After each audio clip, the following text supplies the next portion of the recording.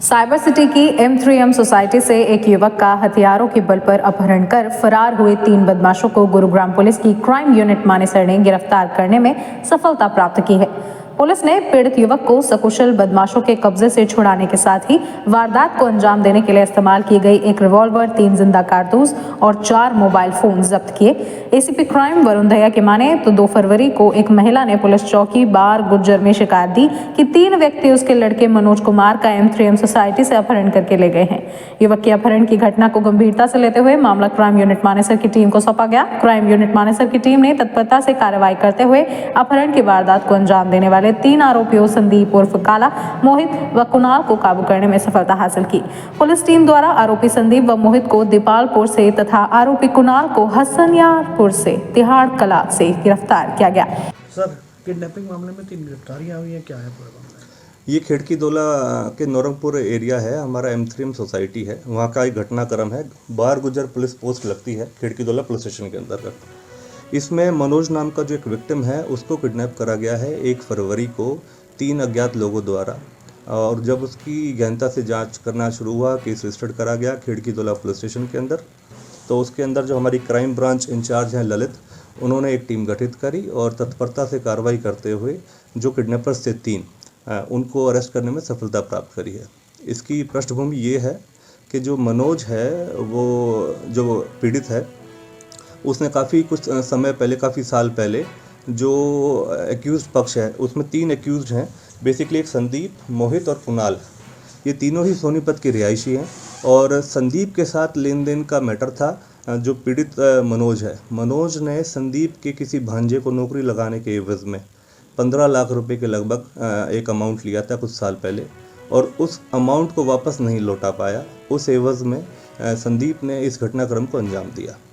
तो ये घटनाक्रम था बेसिकली, जिनको तत्परता से कार्रवाई करते हुए हमारी क्राइम ब्रांच मानेसर जो इंचार्ज ललित हैं, उनकी टीम ने इन तीनों को पकड़ने में सफलता प्राप्त करी है और मौके से ही उनसे 1 लाइसेंसी revolver, 3 live cartridges, 4 mobile phone ये भी बरामद करे गए हैं। आरोपियों से पुलिस पूछताछ में पता चला कि आरोपी संदीप उर्फ काला ने करीब 3 साल पहले अपने भांजे को बैंक के नौकरी लगाने के लिए अपनी जमीन बेचकर 15 लाख रुपए मनोज को दिए थे, किंतु मनोज द्वारा न तो उसके भांजे की नौकरी लगवाई गई, ना ही रुपए वापस किए गए।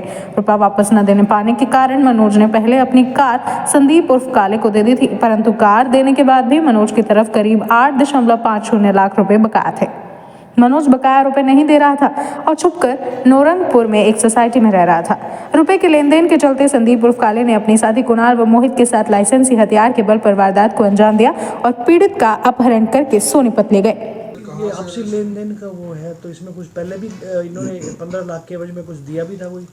जो पूछताछ में सामने आया है कि जो मनोज है उसने अपनी जो 15 लाख रुपए उसकी भांजे की नौकरी लगाने के एवज में लिए थे, उसके एवज में जब ये 15 लाख रुपए लौटा नहीं पाया तो उसके पास एक Hyundai की कार थी जो कि बतौर उसकी पेशकश उसने वापस लौटाई, इनको संदीप और को दे दिया था, लेकिन उसके बावजूद भी 8.5 लाख रुपए का बकाया इसके ऊपर था।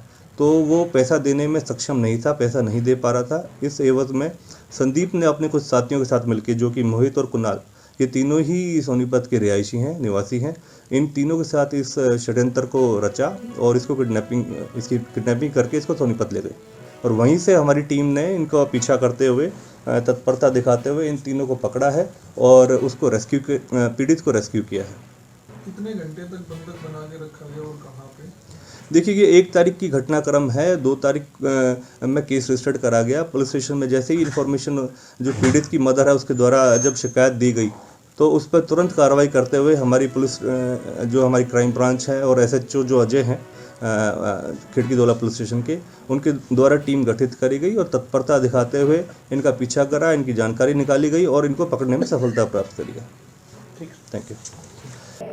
जहां पुलिस ने इनका पीछा करते हुए इन्हें पीड़ित सहित काबू कर लिया और आरोपियों द्वारा वारदात को अंजाम देने में प्रयोग की गई 1 लाइसेंसी रिवॉल्वर, 3 जिंदा कारतूस और 4 मोबाइल फोन जब्त किए गए हैं। पुलिस ने आरोपियों को रिमांड पर लेने की तैयारी शुरू कर दी है।